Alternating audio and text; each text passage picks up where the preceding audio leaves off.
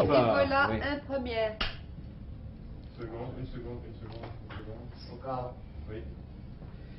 Julius Evola, voulez-vous nous parler de vos origines, de vos années de jeunesse et de votre formation spirituelle? Mes origines, je suis né à Rome. Pour ce qui concerne le côté purement biographique, je ne l'estime pas digne d'intérêt. Pour ce qui est ma formation intellectuelle, mes études officielles ont été des mathématiques. Dans le même temps, depuis ma jeunesse, je me suis intéressé des philosophies, des auteurs mystiques, ensuite de l'histoire des religions, d'orientalisme en particulier, et enfin de tout ce qui se rapporte aux doctrines traditionnelles, sur la base de laquelle j'ai entrepris une critique de la civilisation actuelle.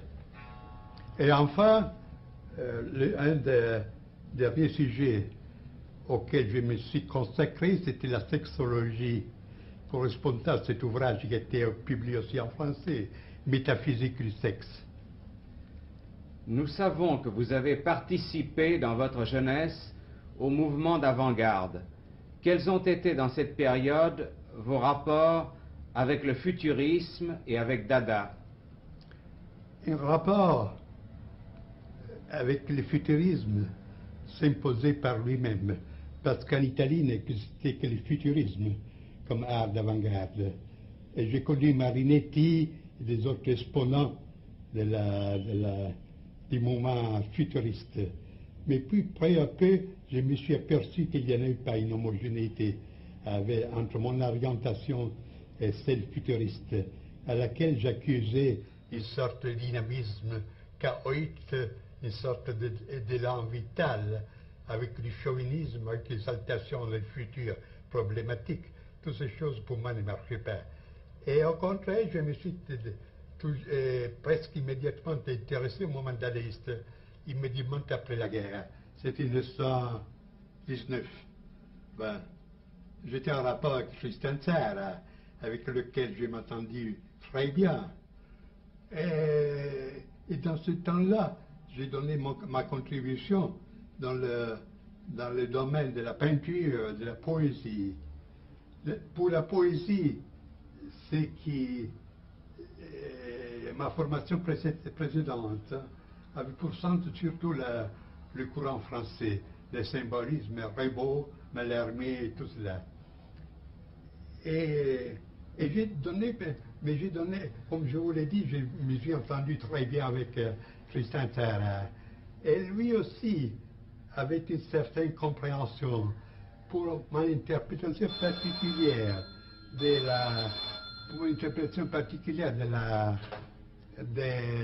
du dadaïsme.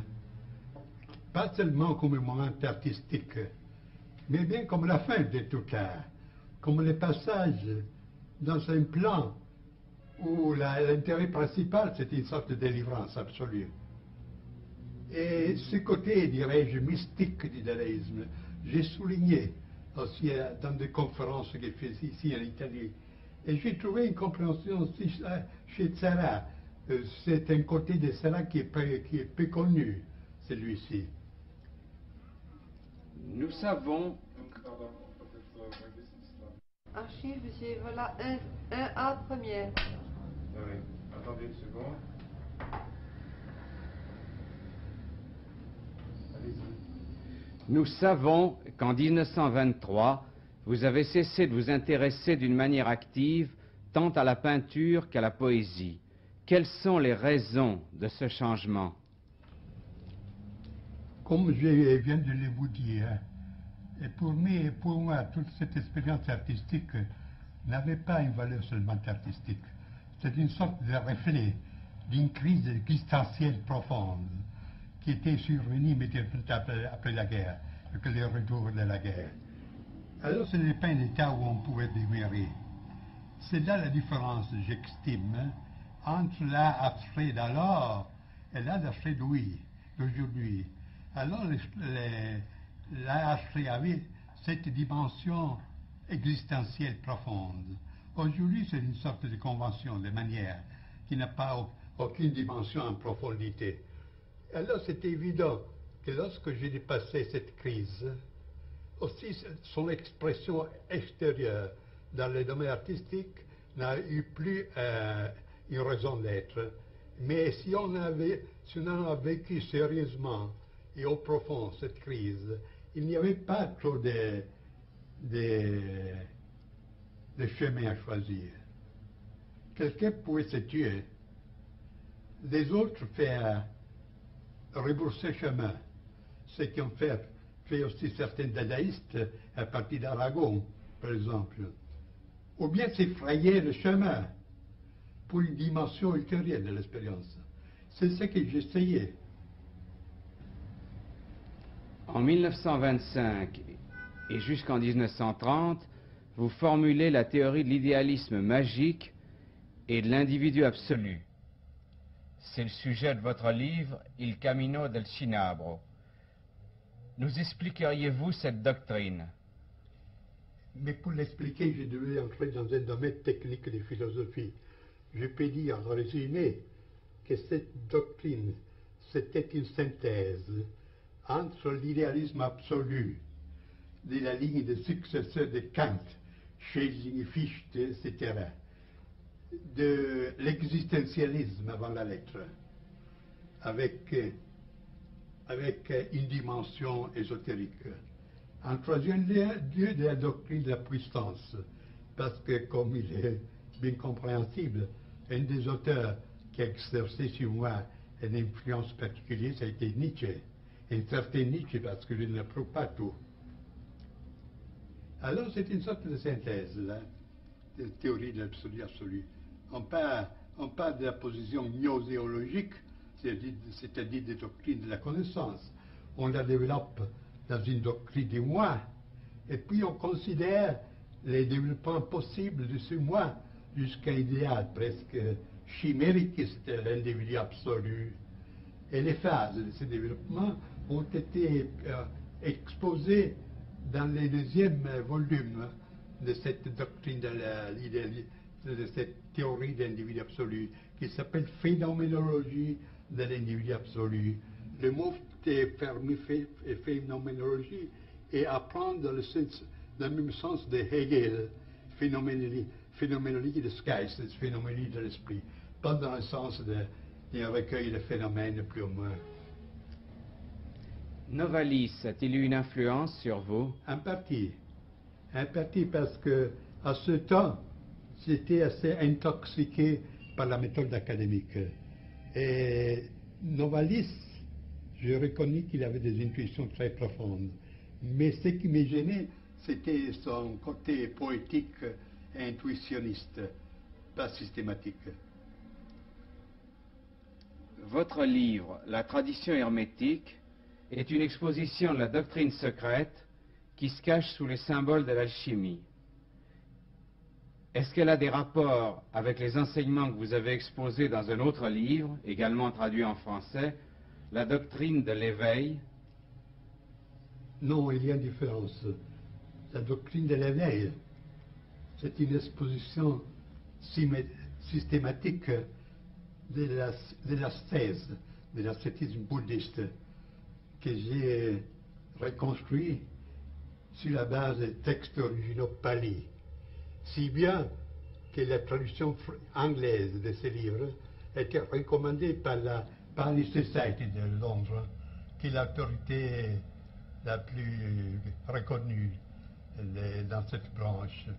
Et alors, ce livre est considéré comme un classique sur des études sur le bouddhisme, bien que ces thèses pour la mentalité commune, pour une culture moyenne, sont révolutionnaires, parce que je considère comme un malentendu, ou bien comme une déformation, la conception du bouddhisme comme cette vision de la vie qui considère seulement le monde comme souffrance et le nirvana comme une sorte d'évasion plus ou moins dans le néant pour s'échapper à cette douleur. Je démontre au contraire, toujours sur l'appui des textes, parce que dans chaque page, vous trouvez des citations de toutes sortes, qu'au commencement, le bouddhisme était une doctrine initiatique, que le vrai sens de cette doctrine et de cette ascèse qui avait une allure toute particulière, c'est-à-dire, dirais-je, scientifique, parce qu'il n'avait pas de présuppositions religieuses ou morales, alors que le but ultime de cette discipline, c'était la réalisation de l'inconditionné. Le vrai nirvana, c'est l'inconditionné, que le bouddhisme pose au-delà même du royaume de Dieu. Archive, monsieur, voilà 2 premières. Attendez une petite seconde. Au cas. Et quelle est la différence avec la tradition hermétique? Et comme vous venez de le dire, la tradition hermétique, c'est un livre qui est consacré à l'exposition, à l'interprétation de cette tradition secrète qui se cache sous des symboles alchimistes, de métallurgie, d'opérations métallurgiques. Alors, il y a une différence fondamentale avec l'interprétation, pas au sens de l'histoire profane de la science qui a fait M. Jung, parce qu'il considère tout cela, tout ce monde alchimique, pas comme un monde matériel de métaux et de substances matérielles, mais comme des projections de la libido, des archétypes, etc. Au contraire, j'expose ces enseignements comme un enseignement initiatique qui, comme tel, concerne les forces réelles, bien que pas physiques, et a pour but la transformation intérieure de l'homme. Alors là, il y a, je voudrais dire que ceux des livres, Doctrine de l'éveil et Doctrine tradition hermétique, indiquent 2 voies possibles. L'un, c'est d'une ascèse sèche, virile, du détachement. On réalise les noyaux, dirais-je, olympiques de l'être par les moyens du détachement absolu de tout, soit du lien terrestre, soit du lien céleste.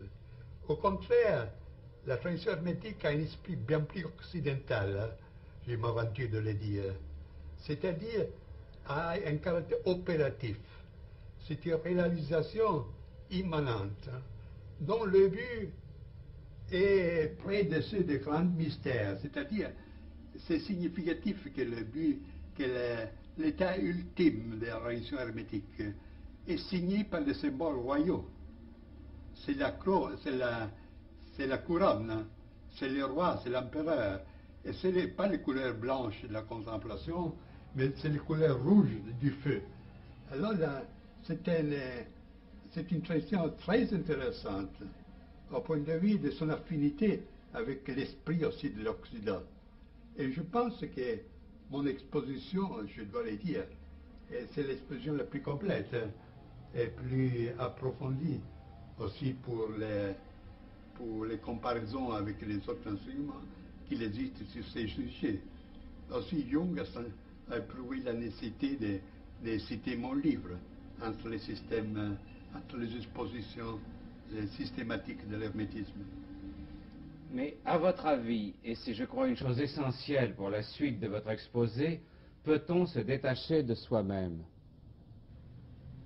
Mais c'est là la présupposition de toute doctrine ascétique, même mystique, encore davantage initiatique. Votre ouvrage, La révolte contre le monde moderne, date de 1934. Il est la base d'une révolte de droite qui, comme vous l'avez dit, se présente d'une façon bien plus radicale que toutes les contestations actuelles auxquelles vous reprochez l'importance attribuée à Herbert Marcuse.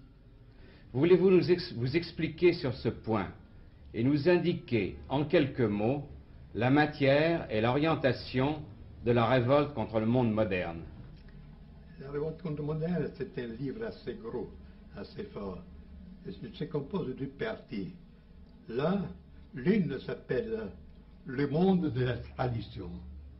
Et je cherche de donner ce qu'on appelle en philosophie une doctrine de catégories, du monde traditionnel, c'est-à-dire les formes constantes dans lesquelles se présentent à travers des différences presque indéfinies, mais qui ne cachent pas l'identité de la substance, la forme dans laquelle se présentent les structures fondamentales d'une société, c'est-à-dire à partir de la royauté, la loi, l'État, l'espace, le temps, la guerre, la relation entre les sexes, le jeu, et c'était tout cela, en puisant dans les documents les plus variés, à partir de l'Extrême-Orient jusqu'à l'Amérique précolombienne, du Moyen-Âge jusqu'à l'Antiquité méditerranéenne, etc. La deuxième partie, alors la première partie, je pourrais l'appeler morphologique. La deuxième, au contraire, c'est une sorte de philosophie de l'histoire. En partant de la préhistoire, la plus lointaine, je cherche de reconstruire ou d'interpréter, si vous le voulez, les cours de l'histoire. Cours dont la clé pour moi est l'idée d'involution et pas d'évolution. Et à ces sujets, je prends comme base non des idées personnelles, mais cette doctrine des 4 âges que vous retrouvez dans des traditions très différentes, avec une remarquable homogénéité, à partir de la doctrine hindoue des yugas jusqu'à la doctrine que Hésiode expose les 4 âges, l'âge de l'or, de l'argent, du bronze et du fer, jusqu'aux enseignements du même esprit nordique, etc. Et alors, sur la base de ce schéma, j'interprète les phases principales du développement, c'est-à-dire de la chute occidentale. Et la fin de cette interprétation a été presque prophétique, parce que le titre du chapitre correspondant s'appelle « Les cycles se ferment, Russie et Amérique ». Et je donne l'image de la Russie bolchéviste et de l'Amérique capitaliste comme deux branches des mêmes choses que malgré toutes les différences ont le même sens, d'étrangler tout ce qui reste de l'Europe traditionnelle. C'est ce qui est arrivé après, si vous considérez que le livre est paru en 1933-34 en Italie, en 1934 en Allemagne. Alors, étant donné cette structure du livre, vous voyez que le titre « Révolte du monde moderne » ne correspond pas entièrement au contenu, parce qu'il ne s'agit pas d'un livre polémique. Mais la polémique vient par soi-même, parce que, en voyant comme sont les choses, c'est naturel pour quiconque garde une certaine sensibilité spirituelle de dire non au monde moderne. Mais c'est là la différence avec Marcuse, avec toute cette bande de contestataires, etc. Ils peuvent avoir raison dans certaines critiques, mais lorsque vous demandez au nom de quoi, ils ne savent absolument dire rien. Et c'est mieux qu'ils disent rien, parce que lorsqu'on écoute Marcuse sur les sujets de ce qu'il propose comme une société meilleure, on est terrorisé parce que sa sociologie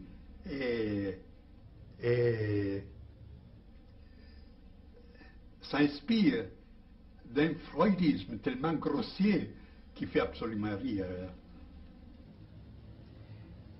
Alors c'est ça, puisque dans mon livre, comme point de départ, je pose le monde de la tradition, je pose en même temps le point de repère, dans le cas qu'on veut s'aventurer dans une contestation positive, qui par soi-même est naturellement une constitution de droite, pas de gauche.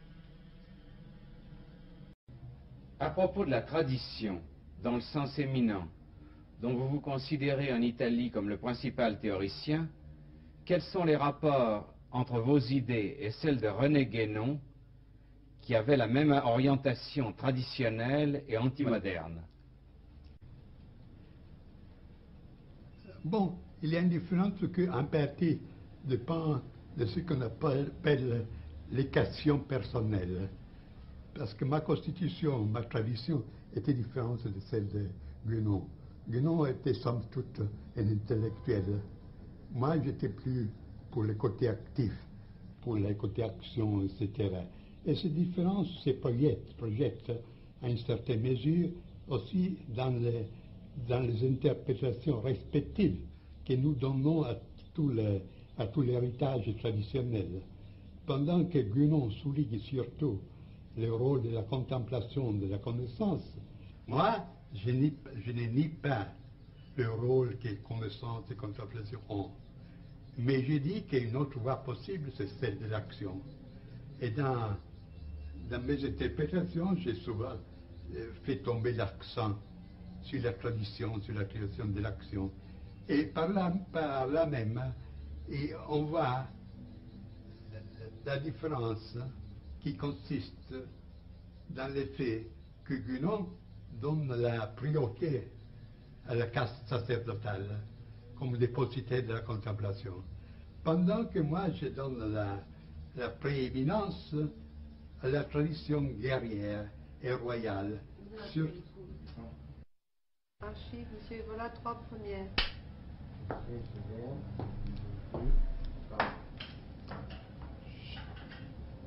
Cette différence se reflète dans les rôles que nous donnons à l'Église et à l'Empire.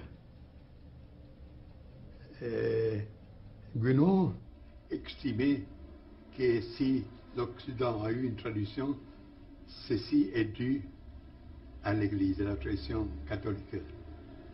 Moi, j'affirmais avec Dante, au demeurant, que la tradition ghibelline de l'Empire était l'exponent justement d'une tradition de la même dignité, avec une dimension surnaturelle qui est très claire dans l'idéologie ghibelline des Hohenstaufen, des empereurs allemands.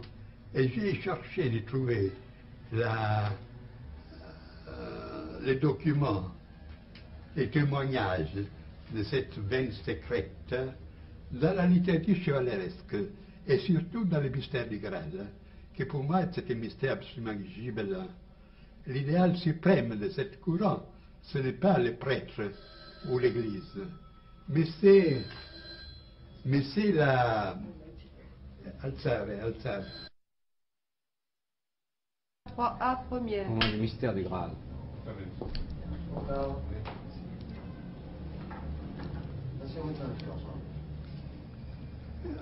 Alors, en cherchant des témoignages sur la spiritualité impériale, sur l'ère ghibelline, je me suis rapporté à toute la tradition chevaleresque, notamment à la tradition du Graal, que j'ai interprété dans un livre qui est paru aussi en français, qui s'appelle Les mystères du Graal et la tradition ghibelline. Et alors, il apparaît que le Graal, qu'on devait retrouver pour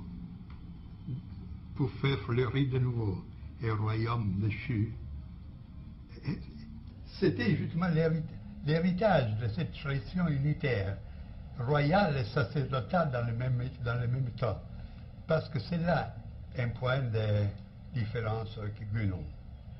Parce que Guénon, comme il est obligé de reconnaître, estime qu'aux origines, les deux autorités étaient réunies. L'autorité spirituelle et le pouvoir temporel étaient un. Ce qui existait jusqu'à hier au Japon, pour ne parler des anciennes civilisations, il ne faut pas la peine de les nommer ici. Et puis que seulement ensuite, il y a eu cette division des pouvoirs. Mais alors, étant donné cette division, il estime que c'est partant du pouvoir de l'autorité spirituelle qu'on devait chercher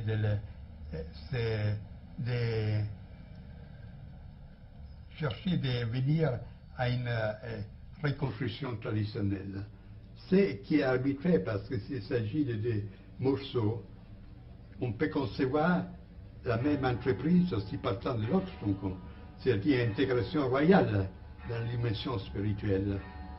Et de là, il y a des différentes conséquences. Puis sur des points particuliers, je ne m'arrête pas trop parce que ça conduirait trop lointain.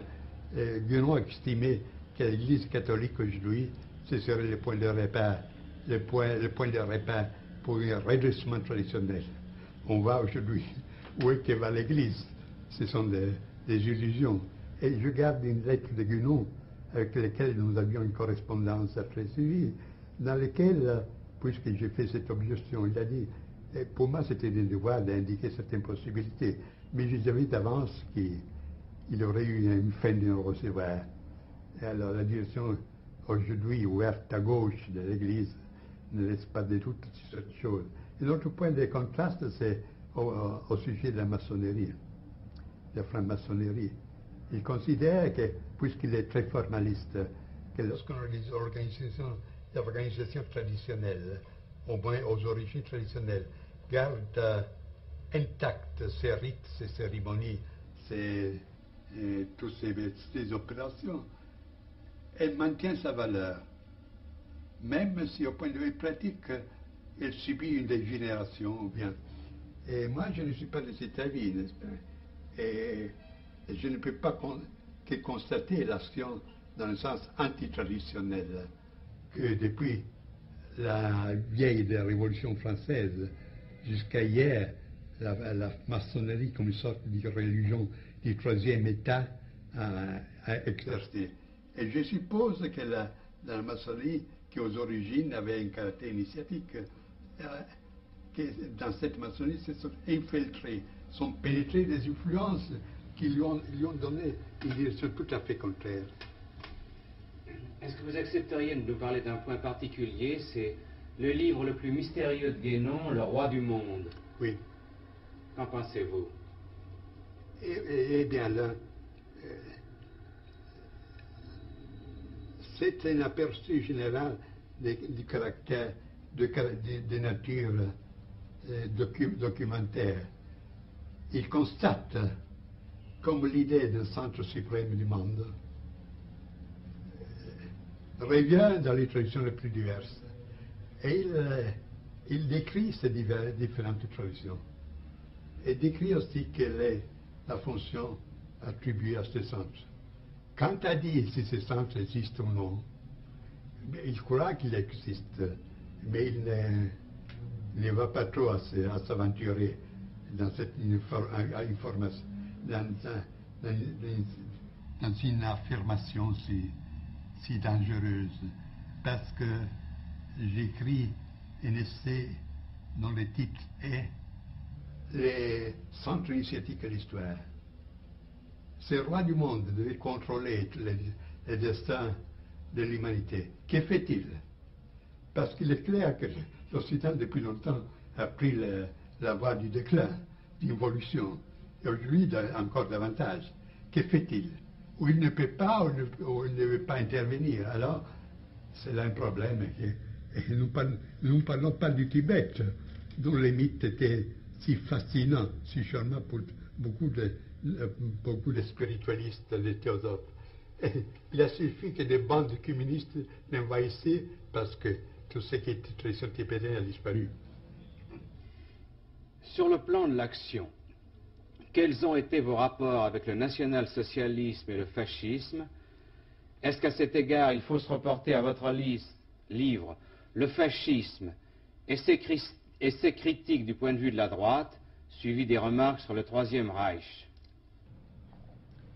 Bon, il faut que je dise d'abord que je n'étais ni fasciste, ni national-socialiste, ni membre d'aucun parti, comme je n'ai pas donné ma voix à aucune élection. Pour ce qui est de ce mouvement, il y a deux côtés à considérer. L'un négatif, c'est-à-dire leur négation. Et je ne pouvais pas être d'accord avec le mouvement qui s'est déclaré contre toute démocratie et tout marxisme. Alors, je pouvais accepter cette position. Pour ce qui concerne les côtés positifs, il y a des côtés valuables, des aspects valuables, des aspects qui ne l'étaient pas. Et ce que je pouvais prouver est la reconstruction de l'autorité de l'État. L'idée de dépasser la lutte des classes avec une formation hiérarchique et corporative, et un certain style militaire et discipliné de la nation, et une certaine tendance anti-bourgeoise. Et tout cela, pour moi, allait bien. Et ce que je n'approuve pas, c'est le côté dictatorial. Chez nous, le mal est à moitié parce que, bien que nominalement, la monarchie existait encore. Au contraire, l'action du national-socialiste a été, dans un certain sens, assez destructrice, parce qu'il a nié, en grande partie, ces traditions qui existaient même après la Première Guerre mondiale. Alors, pour ceux qui sont les rapports avec ce mouvement, je n'ai exercé presque aucune action dans le monde du fascisme, aussi pour des raisons particulières de mentalité et pour une sorte de maçonnerie qui s'était formée là, des groupements fermés. Pendant que j'exerçais une certaine action en Allemagne, mais justement dans ce milieu qui n'était pas justement national-socialiste, mais qui était conservateur et aristocratique. Par exemple, j'ai fait des conférences.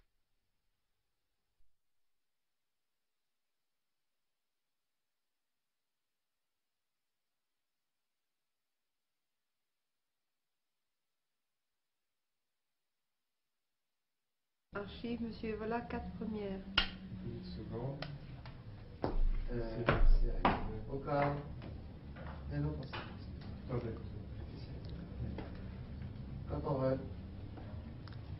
J'ai une idée que les rapports, je l'ai eu surtout avec l'élément de ce qu'on appelait la révolution conservatrice en Allemagne, die conservative révolution. Et j'ai des très amis du baron von Gleichen, qui était le président du Herrenclub, du club de seigneurs de Berlin, dont le rôle est assez connu dans la période précédente. Et pas avec les mouvements nazistes en tant que tel.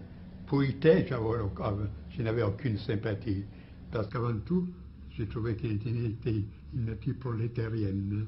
En second lieu, qu'il est un type dangereux de posséder, bien très doué, d'où ses succès, etc. Et pour ce qui est de la SS, le discours est un peu différent, parce que d'habitude, on connaît de la SS seulement les aspects les plus fâcheux, camps de concentration, tout cela, Gestapo, etc. Mais il faut se rappeler que Himmler flirtait avec l'idéal d'un ordre, ce qu'on appelait, il y a aussi un livre en français, l'ordre noir. Il voulait ressusciter dans une nouvelle forme l'ancien ordre des chevaliers Teutones, des chevaliers germaniques du IIe siècle. Et dans ce sens, il travaillait pour donner une certaine formation particulière des mi-spartanes et des mi-prussiennes à ces éléments choisis, éléments nouveaux, et qui demandaient aussi qu'il avait de la race et qu'il avait une formation surtout militaire aussi. Et alors, dans ce sens, puisqu'il cherchait aussi une sorte de consacration pour cet ordre, il avait intérêt aussi pour les symboles primordiaux, tout ce qui était les traditions primordiales. Et dans ce sens, il avait porté aussi l'attention à moi.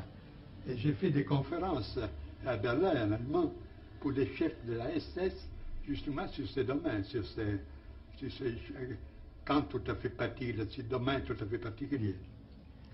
Et c'est là tout, je n'ai pas eu notre relation avec les Allemands. Est-ce que vous avez effectivement tenté de constituer le début de l'Ordre Noir? Qui était, lui, Himmler. Himmler l'a tenté. Et il a formé. Si ce qui a formé était à l'auteur de l'idéal, c'était notre discours, n'est-ce pas?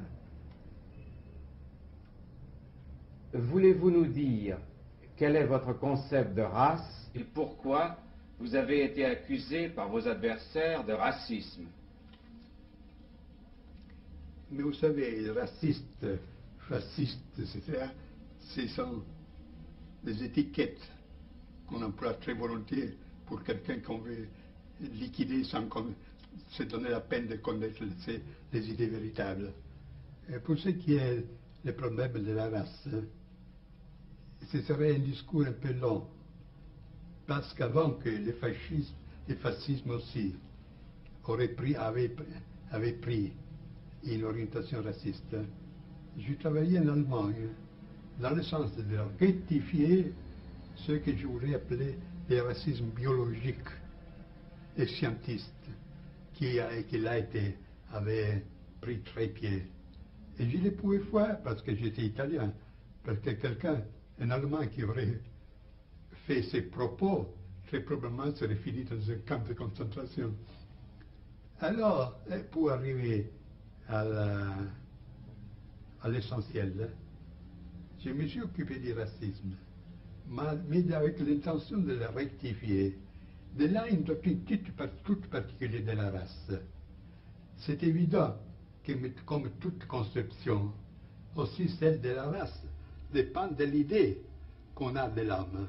Si cette idée est matérialiste, c'est évident qu'il y a aussi les conceptions qui la prend pour base seront matérialistes. Et ce sera différent lorsque la base est différente. Alors moi, je suis parti pas de la conception biologique de l'être humain, de l'entité humaine, mais bien de la conception traditionnelle. L'homme composé par un esprit, une âme et un corps.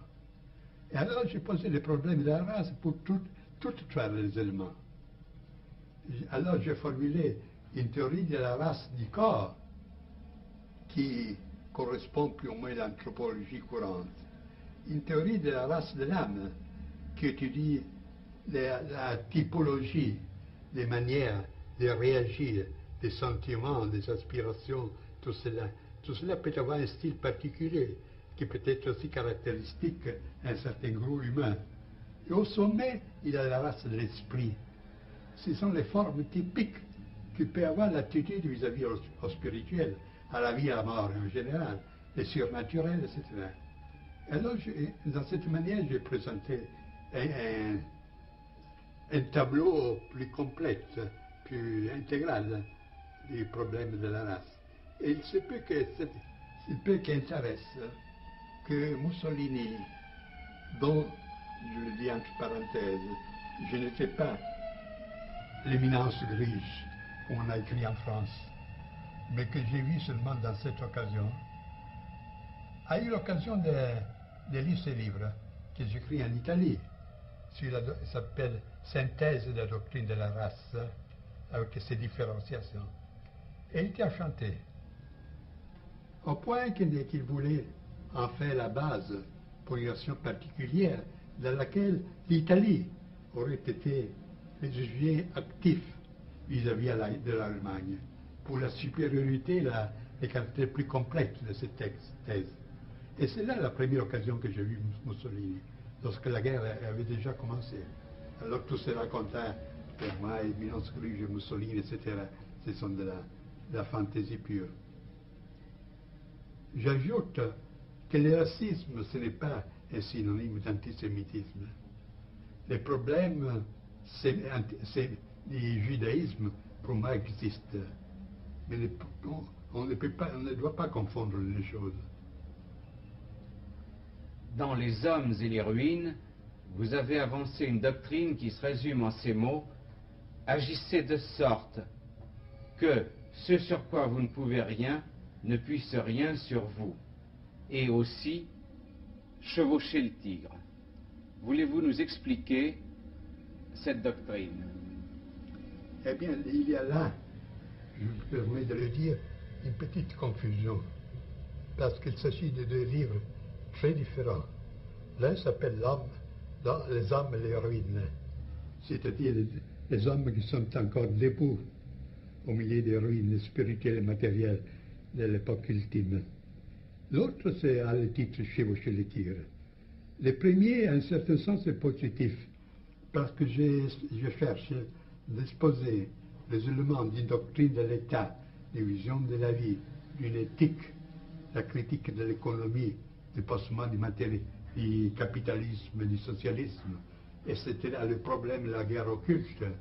Et c'était jusqu'à arriver à un chapitre final qui s'appelle l'Europe, son unité et ses conditions, où je pose les problèmes et je cherche de les résoudre selon un point de vue naturellement traditionnel.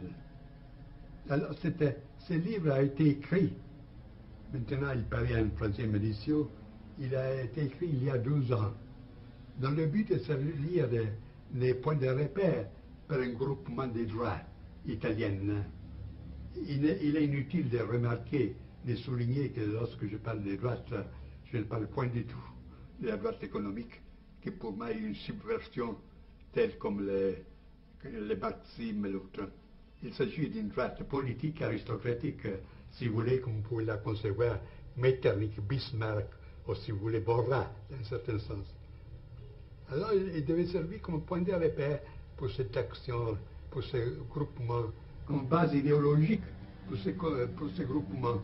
Et je peux dire qu'après la guerre, celui-ci a été le premier livre, l'unique livre qui a exposé d'une manière systématique une doctrine antidémocratique, une doctrine aussi antisocialiste, etc. C'est l'unique chose qui existe. Maintenant, je cherche de le faire paraître en France. J'ai fait des tentatives. Et je pense que ce serait bien aussi parce on m'a dit qu'il y a assez de forces qui cherchent une orientation plus précise dans ce sens. Et chevaucher le tigre. Bien. Je vais couper.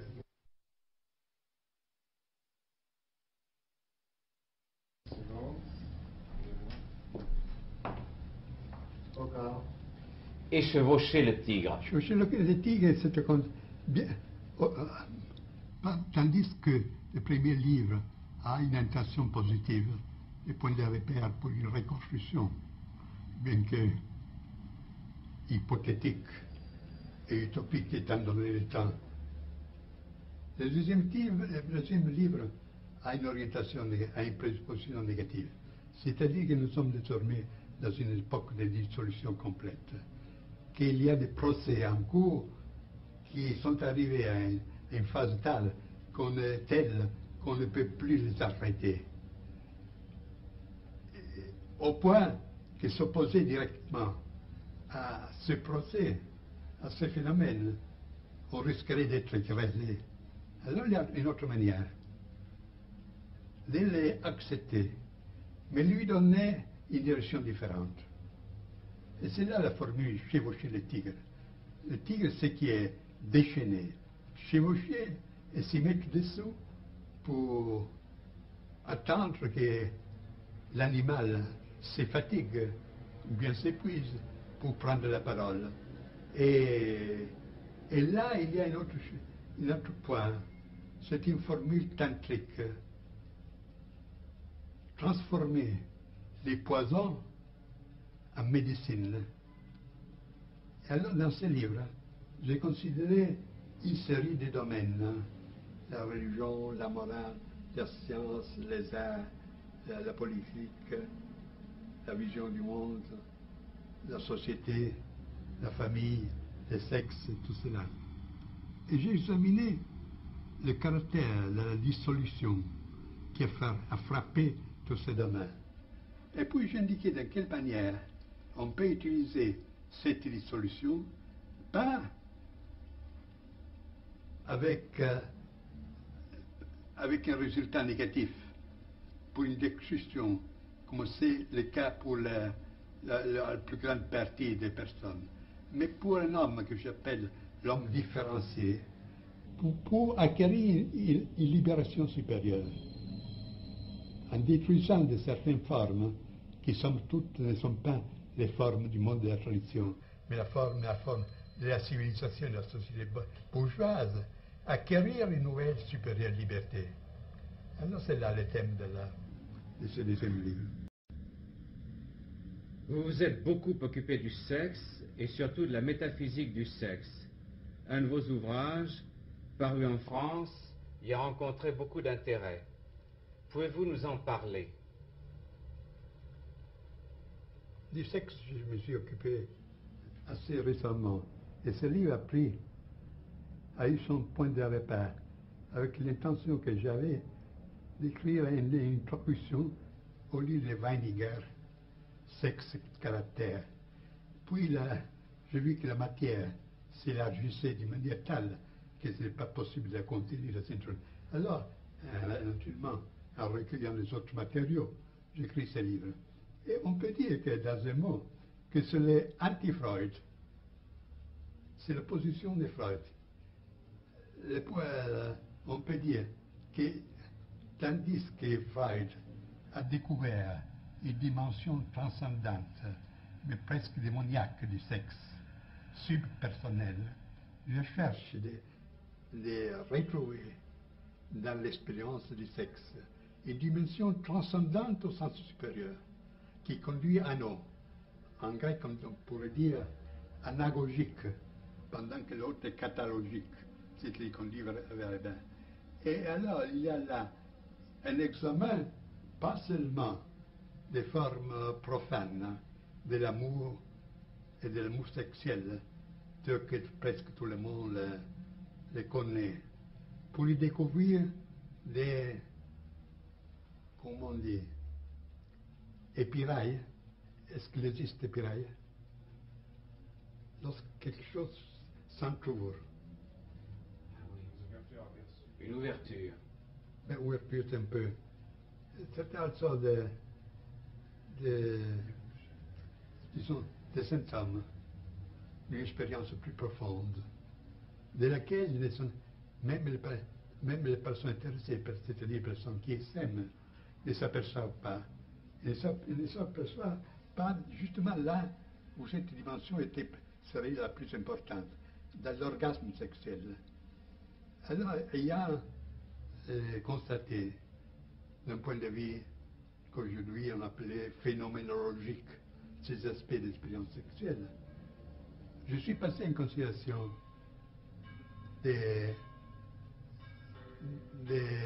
d'études comparées. J'ai constaté comme cette dimension, dans les autres civilisations, avait toujours été reconnue.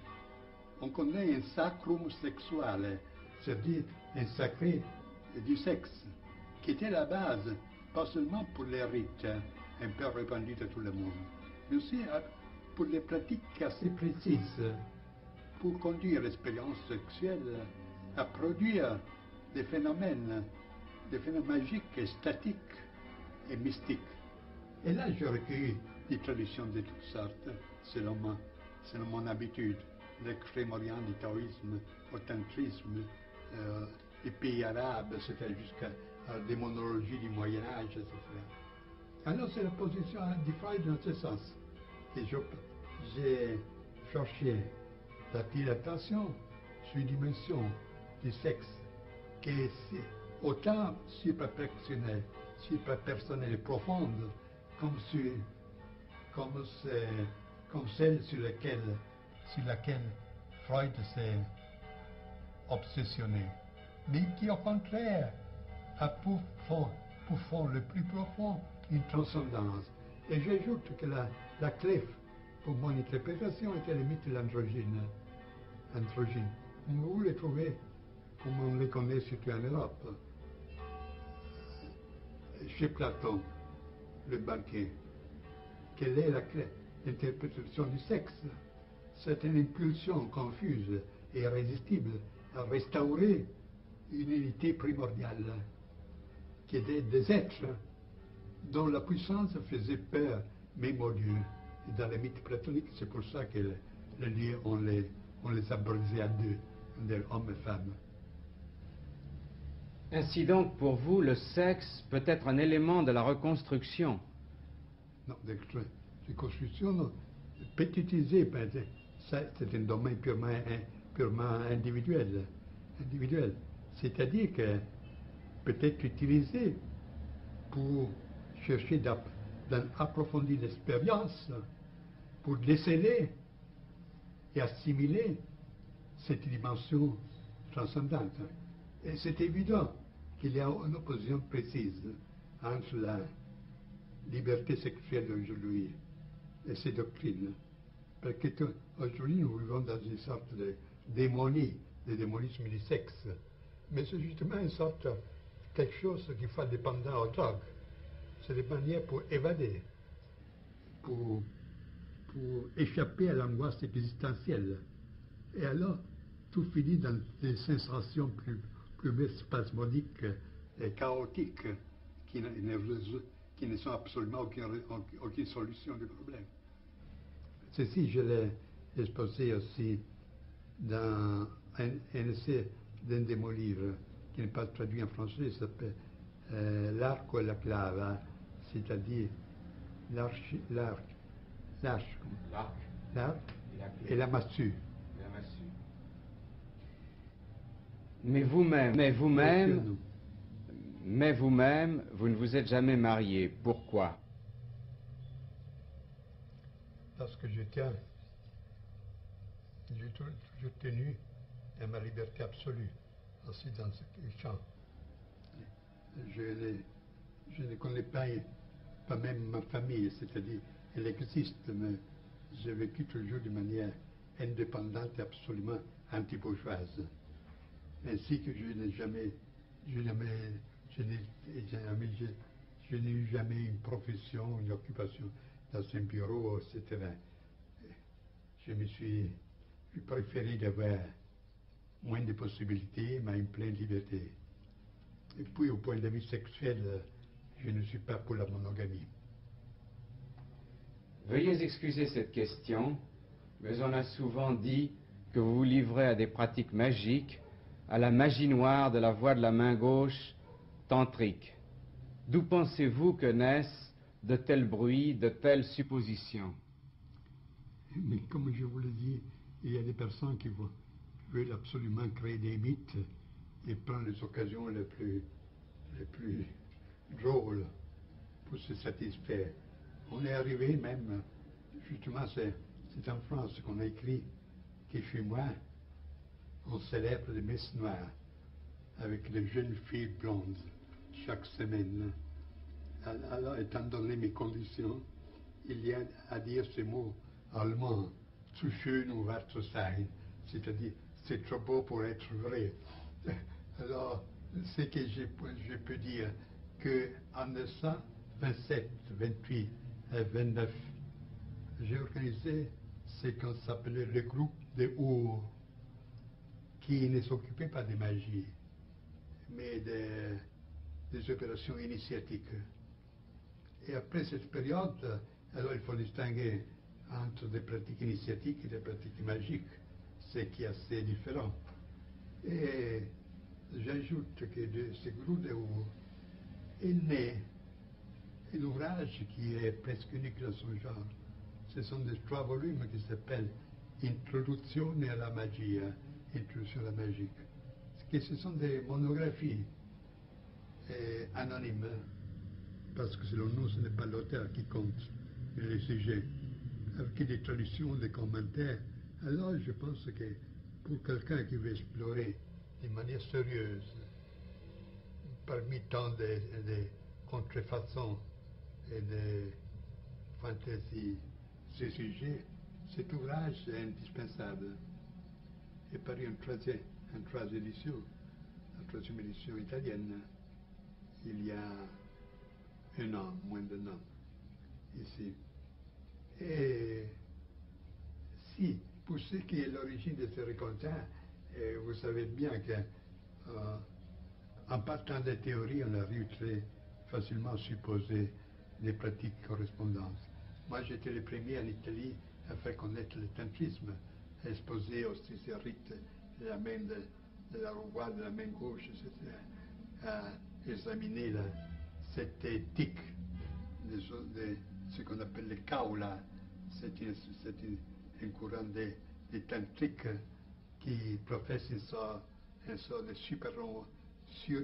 surhumanisme, une sorte de doctrine du surhomme, au-delà du bien et du mal, en se permettant toutes choses, sur la base d'une préparation ascétique. C'est là le singulier, qu'on considère l'ascétisme dans ce courant, pas pour les moyens de se détacher du monde, mais pour être libre de le vivre, sans y être pris. Et dans cette présupposition, on peut se permettre toutes choses, ce qui naturellement est assez dangereux étant donné la faiblesse humaine. Alors, à partir de ces présuppositions, de ces expositions et de la compréhension que j'ai eue pour ces doctrines, il est facile de penser que moi aussi je m'occupais de ces choses. Au moment où vous affirmez que nous traversons l'âge obscur dont parle la tradition hindoue, quel est à votre avis le remède ou les remèdes à cette dissolution de la civilisation actuelle? Réponse tout à fait négative. Il n'y a rien à faire. Selon cette doctrine de philosophie de l'histoire ou métaphysique de l'histoire, sur une base involutive dont je vous ai parlé dans les questions précédentes, nous sommes jusqu'à la fin, presque à la fin d'un procès de dissolution qui a commencé pas hier, qui ne consiste pas dans ses aspects plus ou moins indifférents, bien que fâchés de la société de consommation, technocratie et tout ça, mais qui a commencé bien en avant, avec la perte progressive de tout sens réel, du surnaturel, avec la coupure des liens qui rattachaient l'homme à ce qui est plus humain, plus que humain. Étant donné que ce procès qui a commencé depuis des siècles, nous sommes arrivés presque à la phase ultime. Et c'est assez absurde de chercher d'arrêter ce procès comme arrêter une lavine. On dit lavine, la neige qui forme une avalanche. Une avalanche. Les fermer lorsque presque arrivé dans la vallée. Et alors, il n'y a qu'à attendre, ça se rattache un peu avec la doctrine de chevaucher les tigres, comme vous pouvez bien le comprendre. Et il n'y a que dire que ce qui est important est que cette personne, c'est-il malgré tout debout, pour continuer, même de manière souterraine, et avec pas des effets immédiats, la tradition. Et je reporte souvent des beaux mots d'un poète autrichien, Rilpart, qui dit « Le souhait est que ceux qui ont veillé pendant la longue nuit se rencontrent avec ceux qui arriveront dans la nouvelle aurore. » Est-ce que vous avez l'espérance de la vie éternelle? Espérance. Vous savez que dans notre doctrine, nous n'avons ni espérance ni crainte. Où on sait une chose, on ne le sait pas. Je pourrais vous dire quelles sont les vies traditionnelles sur ce sujet, mais on ne finirait plus. Ce n'est pas une chose à dire là. Vie éternelle, avant tout, il faut poser la question de la survivance. Puis distinguer les différentes sortes de survivance. Puis distinguer la survivance de l'immortalité, et ainsi de suite. Parler de la première mort, de la seconde mort. Et vous voyez que c'est un sujet très vaste que j'ai considéré dans mes livres.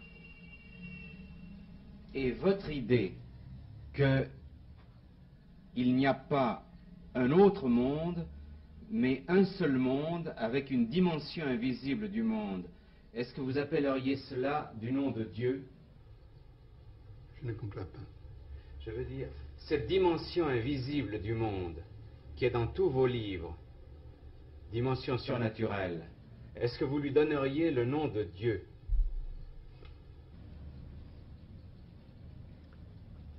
Je me permets de vous dire que la question est mal posée. Avant tout, il n'existe pas une réalité au derrière de l'autre, mais il existe de différents moyens d'expérimenter une chose unique. Ce qui est matériel, c'est les phénomènes, les projections d'un œil matériel, le regard matériel. Lorsque l'homme a changé son être, il persévérera la même réalité dans les autres formes. Et alors, ce sont des dimensions. Et comme dans la radio, vous pouvez tourner les boutons sur des différentes longueurs d'onde, et vous percevez des autres, des suites différentes. Alors là, il n'existe pas un monde relatif et un monde absolu, mais un regard relatif et un regard absolu. Pour ce qui est Dieu, ce n'est pas le cas d'y parler, parce que pour la métaphysique, le Dieu c'est un concept qui appartient à la conscience religieuse, pas à la conscience métaphysique. Vous savez que selon la doctrine hindoue, et aussi selon certains mystiques occidentaux, comme Dionys l'Aréopagite, et même Plotin, même Maître Eckhart, on considère quelque chose qui est au-delà de la divinité, de Dieu. Parce que le Dieu, selon le point de vue oriental hindou par exemple, c'est le principe de l'être. Mais le principe de l'être a vis-à-vis de soi le principe du non-être. Il y a quelque chose de supérieur à l'être et au non-être. Et au non-être. Et c'est une sorte de... Cette première. Ça fait rien, qu'on règle ça pendant que ça tourne. Oui, si vous voulez reprendre, au moment où vous nous disiez que vous disiez il y a l'être, vous savez qu'il y a l'être et il y a le non-être. Je disais que Dieu, c'est une catégorie qui appartient surtout au domaine religieux, et tel qu'on l'entend surtout en Occident. On pense au Dieu théiste, le Dieu comme personne. Alors, ce n'est pas un concept, une catégorie de la métaphysique. Parce que ce Dieu théiste, au maximum, on peut le considérer comme le principe de l'être. Mais l'être par lui-même, pour sa nature, a contre soi, contre lui le non-être. Et on peut concevoir quelque chose qui est au-delà de l'être et du non-être. Et c'est là la métaphysique. C'est l'affect métaphysique dans une conception traditionnelle du monde. Et c'est là, c'est l'un dont parle Plotin, c'est la Gottheit, c'est-à-dire le Dieu en neutrum, dont parle Maître Eckhart, et qu'il pose au-delà de Dieu. Et partout, et dans les expériences les plus profondes, même les mystiques qui côtoient les vérités de l'initiation, a été pressenti cette idée-là, qu'il y a un point de repère absolu qui dépasse qui est une sorte de sur-Dieu, quelque chose qui dépasse la conception de Dieu, surtout théiste chrétienne, qui, je voudrais ajouter, à propos de la main de la voix de la main gauche, Vamachara, en hindou, que celle-ci se rattache à une conception presque complète de la divinité. Cette divinité est exprimée dans ses formes plus populaires, dans celle qu'on a appelée la Trimurti, c'est-à-dire trois faces du divin. L'un qui est Brahma, Brahma au masculin, pas au neutrum. Le deuxième, c'est Vishnu. Le troisième, c'est Shiva. Le premier Dieu, c'est-à-dire la première puissance de la divinité, c'est la création. La deuxième, c'est la conservation. Et à ça se rattache tout ce qui est dévotion, respect de l'existence, tout ce qui est créateur, etc. Le troisième, Shiva, au contraire, c'est le Dieu de la destruction. Ma destruction à entendre comme transcendance. C'est le représentant de ce qui est inconditionné, et comme tel ne peut que agir d'une façon destructive sur tout ce qui est conditionné. Alors pendant que le premier Dieu, création, conservation, forme l'objet de la voix de la main droite, le troisième, Shiva, c'est justement le Dieu du troisième, qui s'appelle le Dieu qui c'est l'étoile Shiva, c'est le Dieu qui, sous le signe duquel c'est la voie, c'est tout la voie de la main gauche, qui comprend des formes de description rituelle, l'orgiasme, tout ce qui, dans son paroxysme, dépasse tout ce qui est conditionné. Et ce n'est pas, et c'est vu, ne se limite pas à ces milieux un peu spécialisés comme ceux du tantrisme. Mais si vous consultez un texte qui aux Indes a la même popularité presque de la Bible chez nous, que c'est la Bhagavad Gita, dans